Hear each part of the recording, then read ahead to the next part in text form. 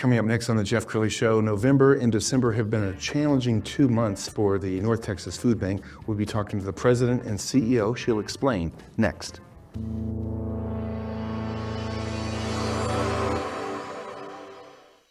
Many are predicting that the worst is yet to come, which is unfortunate, said one person here.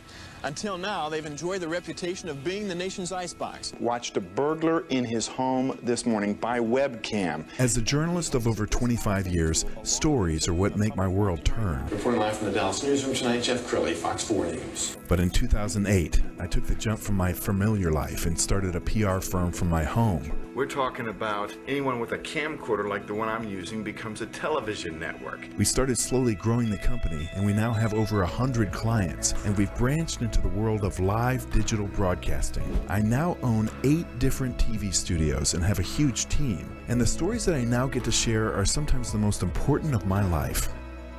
Life has a funny way of coming around full circle. This is the Jeff Crilley Show. Well, we are so blessed to live here in North Texas. It's one of the most prosperous metroplexes in the entire country. But what you don't often see is the working poor and the hunger that goes along with that. That's why we invited Trisha Cunningham in the studio. She's the president and CEO of the North Texas Food Bank. Thanks for coming on the show. Well, thank you, Jeff. Glad to be here. Absolutely. I mean, when people think about hunger, I think a lot of people think about like Detroit and maybe one of those cities that is not enjoying the prosperity that we are.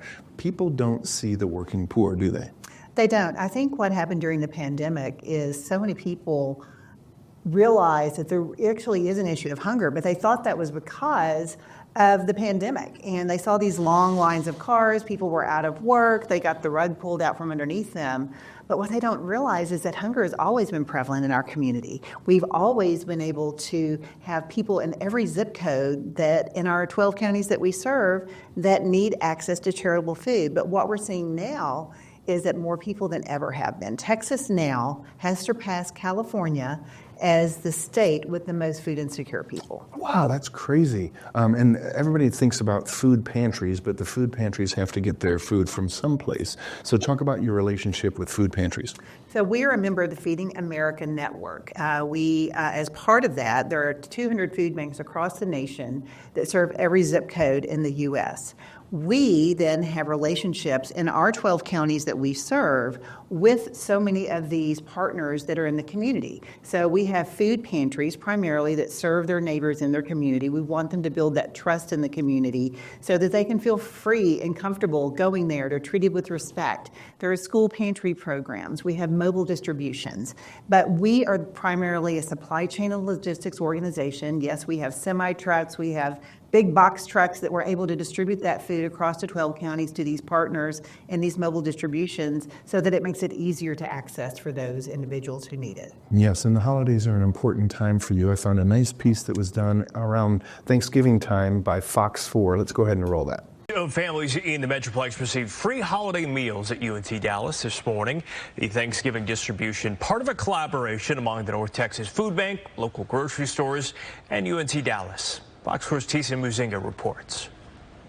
3 individuals! With Thanksgiving just days away, we're going to be able to eat and gather together and, fellowship. Many people wasted no time getting the help they need to feed their families. It's going to help a lot. Are you kidding? I broke my neck getting here. I've been here since 6 o'clock. North Texas Food Bank partnered with grocery stores like Tom Thumb, Albertsons, and UNT Dallas for the annual Thanksgiving food distribution Saturday morning. One family of 5. We know that, families struggle sometimes with putting food on the table. And so we want to provide that service to our community and many of our students. Nearly 500 families received a 60-pound box filled with nutritious and seasonal holiday meals. Boxes are dry goods, and so these are the kind of staples that people need on a regular basis. And then on top of that, we're giving out bags of produce, and so there may be sweet potatoes and carrots and those kind of foods that you need that we know are healthy for individuals to be able to nourish their families.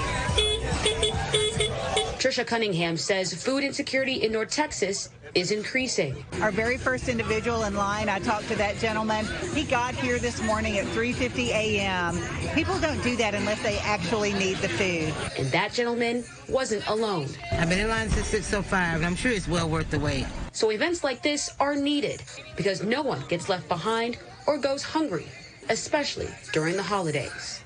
And God bless you for help our family for this time. Ticia Muzinga, Fox 4 News. I'm so glad we played that piece, Trisha, because you get to see, I mean, these are not people sitting under an overpass with a sign, will work for food. These are just hardworking Americans who are having a tough time. Yes, the majority of those that we serve are working families. These are people where at least one person in the household has a job, but they're just not able to make ends meet. What we've seen is that inflation has risen so much in the past few years. It's about a 30% increase just on food alone. But there was also a report that just the basic needs that someone has from the Joint Congressional Economic Committee, they put out a report that said from 3 years ago in January 2021 through 2024, the average Texan family pays over $1,000 more per month than they did for the same items. And wages have not gone up that much. So it's very difficult for our families to be able to make ends meet. And so we're seeing a lot more middle-class families that have never needed assistance to be able to come access food. And Trisha, you're only as successful as your team. You've got 200 employees and thousands of volunteers. I found a really nice piece that you guys produced a couple months ago. Let's go ahead and roll it. I started working at the food bank in October. I was the administrative coordinator. After 9 months of working there, I got promoted to the child programs department. I worked as a teacher. Working in the education field, you see a lot of needs in the school system, and especially with kids. Knowing that there was an organization that gave back to students and families who were in need is something that I wanted to be a part of.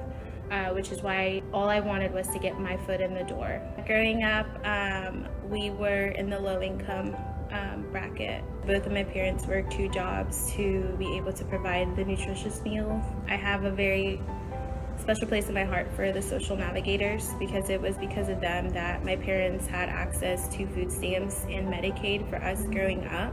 Now, we no longer need it, but it was because of them and their heart that it gave us the ability to be able to apply for food stamps. I remember there was a few moments where my parents would eat less in order for all 4 of us to be able to eat. It feels like a full circle.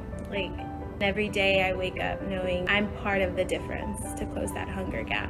I think if you are able to give back and you have the ability to donate, I think this is a great program to pour your all into. If it wasn't for the social service workers, who knows where my family would have been. But my ability to help others it's my job now. Being able to show my mom that all her hard work paid off is amazing.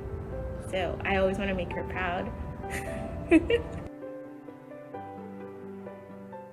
You made the point that she started out as a receptionist. She did. She started off as a receptionist, but there are wonderful opportunities for our employees. All of our employees come to the food bank because they believe in our mission. They want to help. You heard Miriam talk about the fact that she was a recipient of many of the services that we provide, and now she wanted to be able to work in a role that would help her to be able to help others. And I think our employees, our volunteers, those that support us, it takes all of us to be able to work together. That it's that mission focus that keeps us together. We always have to keep that neighbor we're serving at the center of what we do.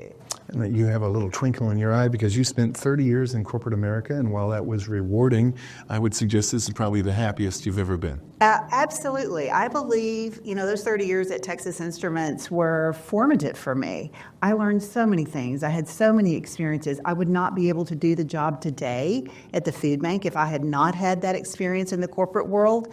But I will tell you, the weight and the satisfaction is just very different now. Knowing that, I'm not working for earnings per share. I'm working because I want to make sure people have food on their table, and because it's unacceptable if they don't. And it's a weight on your shoulder to know that if we're not successful, people will go hungry. Well, I tip my hat to your video department because they create these amazing little stories. Let's go ahead and play another one. Asking for help is hard. Not so much embarrassment, but a matter of feeling that you haven't done enough yourself. little over a week ago, I went to the front office for the first time in years, and I sat there with tears in my eyes, and a couple of people got a hug, because being able to get the help when it was desperately needed.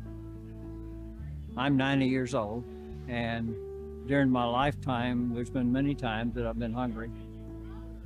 Having this as a support system is totally appreciated by me, and I'm sure thousands and thousands of other people. What an outlay of support and appreciation. The people here are very nice. You're not embarrassed to come and get what you need. In this world, no one should be hungry. No one. No one.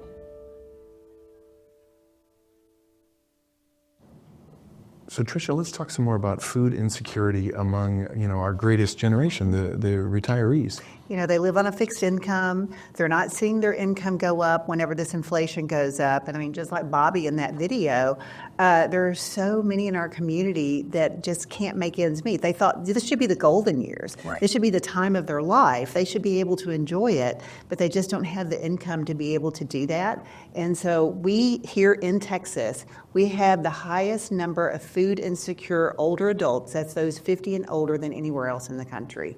And that's unacceptable. We want to make sure that they have access to the nutritious food they need. Yes. They need that nutritious food in order to continue to thrive through those golden years. And I know there's countless people watching this right now who want to get involved.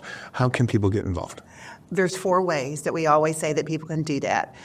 You can donate your dollars. Number one, for every dollar that's contributed to us, we can turn that into 3 meals. I certainly can't do that with my own dollar, but because of the scale of what we do, the donations that we can access to food, we can do that with our operations. Number 2, you can actually donate food. We have things called a virtual food drive, where you can go online and you can have a team put together. It's on our website, ntfb.org, where you can have food donated directly to us. And we actually can use those dollars to buy what we need in bulk on semi-trucks coming in, so that way it makes it really easy to distribute to those 500 partners in the community. You can use your voice. Use your voice. Advocacy is so important in what we do. About 25% of the resources that we have come in some way through government. That's less than it was in the pandemic. It was about 50%, but we've got to keep that in order to continue to serve at the level that we do. So advocate, tell your legislators that you want strong hunger policy. And then finally, volunteer. Join one of those 35,000 volunteers, because we could not do this work without the help of our volunteers. We have shifts on Tuesday through Saturday, 9 o'clock, 1 o'clock, every day, 2.5-hour shifts. And you get to know right after your volunteer shift the impact that you're making. Well, I'm so blessed to have you in the studio, and thank you for everything you're giving back to our community. We're going to end with the website, which again is ntfb.org, the great Trisha Cunningham. Thanks for coming on the show. Thank you, Jeff. You bet. That's it for now. We'll see you next time.